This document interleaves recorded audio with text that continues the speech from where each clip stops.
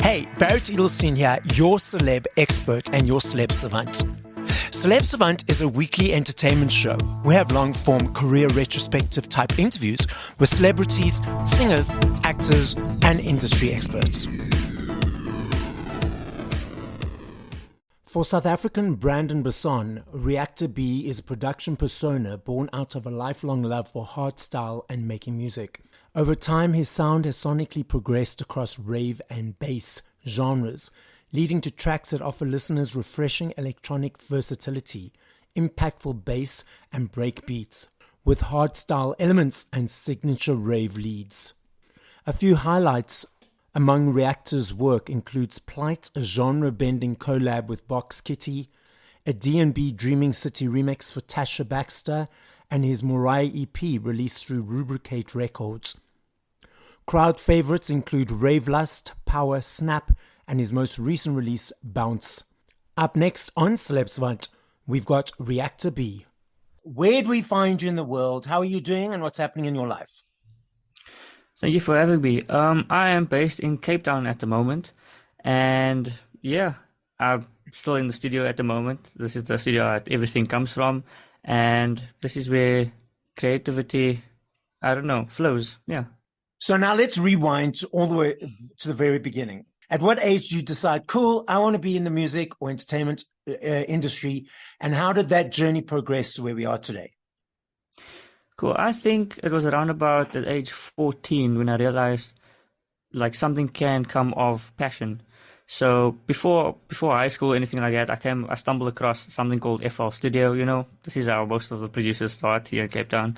I went over to a buddy's place and he was like, yo, check this out. His brother was the producer at the time and he's like showing me the little tricks and I was like, how can I do that? So I got into that, and then I came across a college where you could study audio engineering because I wanted to take it further. I needed to know I needed the knowledge to make my music better, basically. So from there, that's when I realized, okay, this place can teach you how to get into the industry, the ins and outs.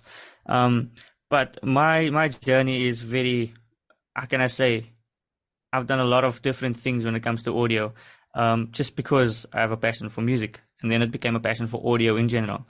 So I did a lot of events for people, and then I kind of grew tired of that because I wanted to be the person on stage, not the person helping the person on stage.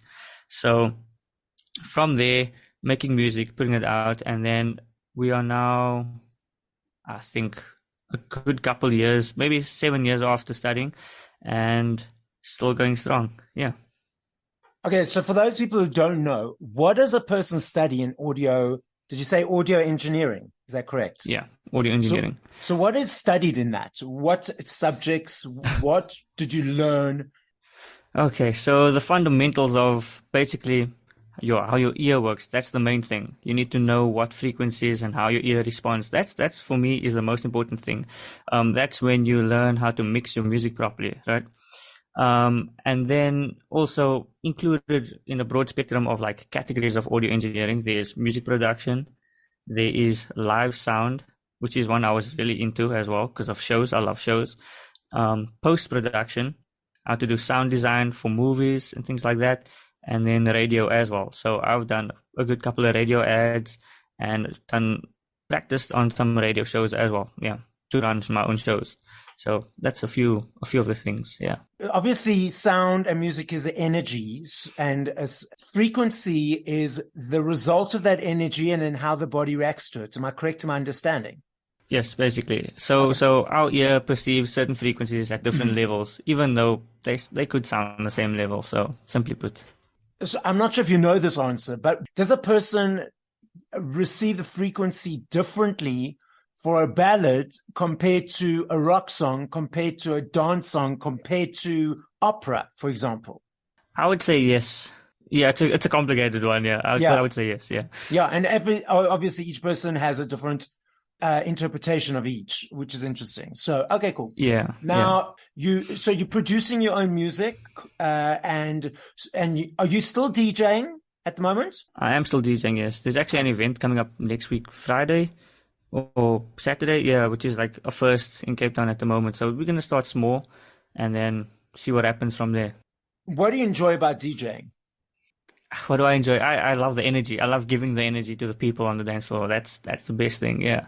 Although I have huge anxiety for some reason, but once you hit play, it goes away, basically, yeah. So, So why the anxiety?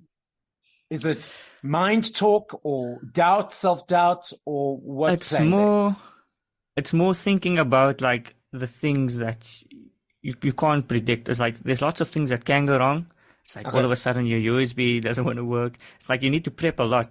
But even with all that prep, things can still go wrong. And when things go wrong, that's why the anxiety stays until you hit play. And then when you hit play, everything goes smoothly. So that's when the anxiety like kind of disappears. But I suppose if things go wrong, this is my perception, okay? And this is a point of discussion and debate.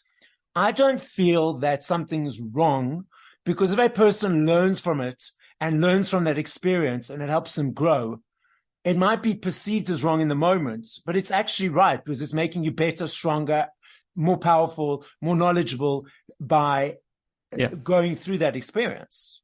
That is very true. Very true. Yeah. I think you need to start breathing more beforehand. And if something goes, and I'm one to talk, I also like, but I've learned over time that it's just, okay, if something's wrong, it's just for that moment and it's just there to teach you something. Yeah. Yeah, true. Very true. And so production, are you producing for yourself and other artists? I used to produce for other people and I do kind of still do commission work if people can find me or get a hold of me. There are ways to find me. And then mostly for myself, yes. But I'm kind of taking a different route when it comes to music production at the moment where I'm going to let like the Reactor B alias take a kind of a back seat for now. I do have an EP coming up and a single release, which is the last for now. And then I'm going to be working on a website that's coming out where all the other tracks that can't be released under Reactor B can now generate some sort of an income online where everyone else can use it for whatever they want. So basically like a royalty-free kind of a basis, yeah. But so it will still be your music though. But yes, it's still my music. Yeah. So why could they not be released though? So Reactor B, the alias Reactor B, is a certain type of music that needs to be released. Oh, okay. Understand. Whereas like I like making a lot of music. So what is the genre of music that Reactor B releases? I wouldn't say specific genre, but I like releasing intense music. Okay. So it's like driving, no matter what genre, it must be like a driving energy behind it. Okay. So whether it's drum and bass, bass, house, breakbeat, anything like that. Okay. But you will hear an element of my technique, I guess. And then the other music you're speaking of can be used for, it doesn't have that drive or energy, but it's still good music. Yeah. And it can be used for maybe movies or adverts or stuff like that. Yes. Okay, understood. So I love my cinematic scoring and things like that as well. So I need to make music, and I can't just, it's kind of a waste when people don't release whatever they've made, whether it be good or bad. When you're approaching, say, music for a cinematic release, even if it's not commissioned, but okay, this is a track or type of song that will be a cinematic release. Is the energy when you're creating it the same? Use the same approach, or is it a different energy when you're creating them? I would say it's a completely different energy. You wouldn't think it was me making the music type of energy. But the thing is that when you create it, for us, it might not feel the same, but when you're actually creating it yourself, do you put the same energy in and just know that the outcome will be slightly different? Oh yeah, for sure. So it's still the same energy. Like you have to get into that zone for music in general, but the outcome of it is completely different. Yeah. Okay, so then you're busy focusing on that at the moment, and then once that's finished, then you're going to start focusing on the Reactor B music again. If there's time, yes. Okay. So it's more of like a financial decision over anything else. So I love this game. I know if I had to ask you this question in 2 hours, 2 days, 2 minutes, I know your answer will be different because there's millions of them. I know that. But if you had to push play to 5 songs by other artists, once we finish this conversation, what would those 5 songs be and by whom? Awesome. I knew this one was coming up because I actually watched one of your podcasts last night and I had to sift through tons of music to find the five because I love so many different tracks. So, Okay. Oblivion by M83, the one where that movie where Tom Cruise was in, that is an amazing song. And then this is a completely the opposite of this. This is like called Left Some Answers by Headhunters, who is a hardstyle DJ. That is one of the tracks that like kind of changed my perspective on music. Okay. And which is why kind of Reactor B releases this type of music. So that's the hard driving type of music. Greyhound, Swedish House Mafia, classic. That was just like, it caught my attention. And that was when like I would say that was the peak of EDM type of music at the time. It's like 2012, 2010. The Prodigy, Firestarter. Mm-hmm. It's just a chaos type of track. I love it. You can't go wrong with it.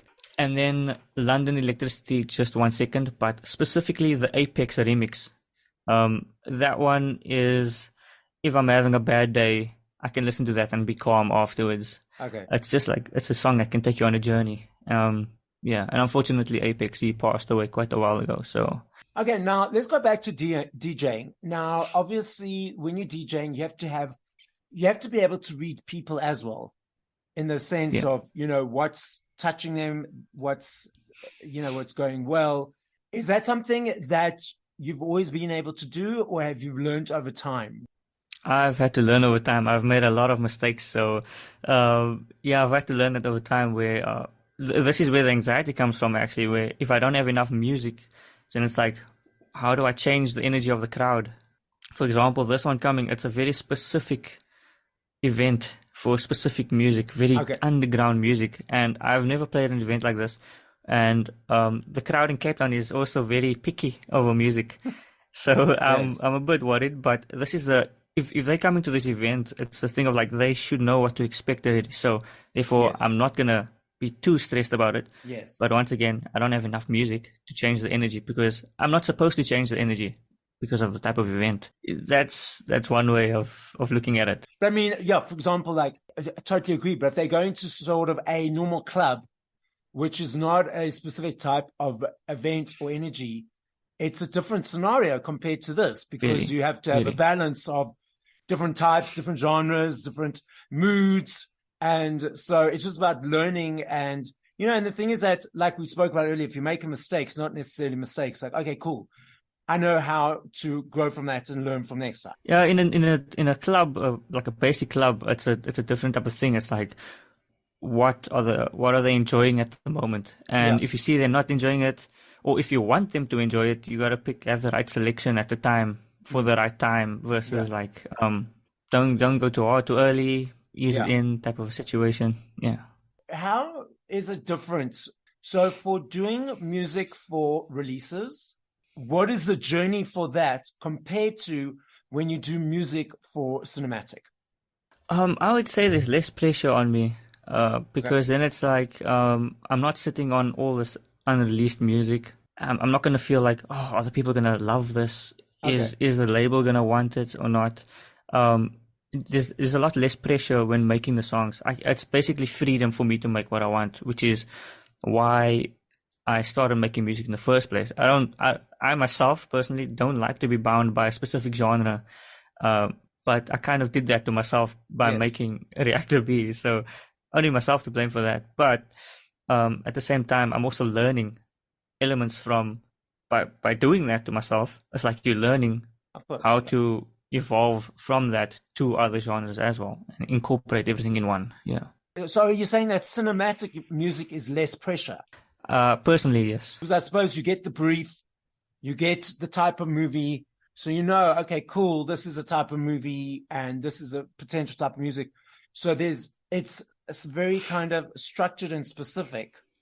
And okay, cool, the director wants this, I'll create 3 options.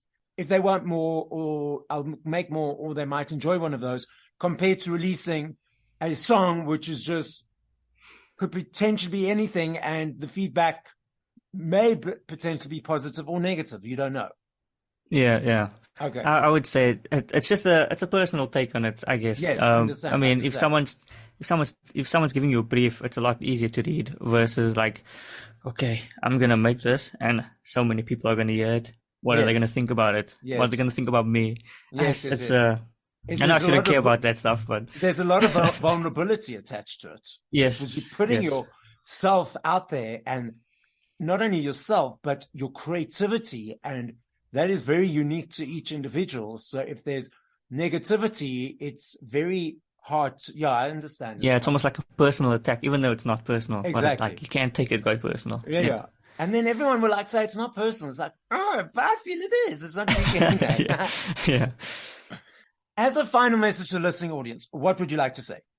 I would like to say, don't be afraid to listen to new music, and everyone has different tastes. I don't think there's such a thing as like terrible music, although there can be. There's a very fine line of what's bad music, but don't be afraid to like release your stuff. It's a sad thing when you have art that no one else can hear, I guess, or see.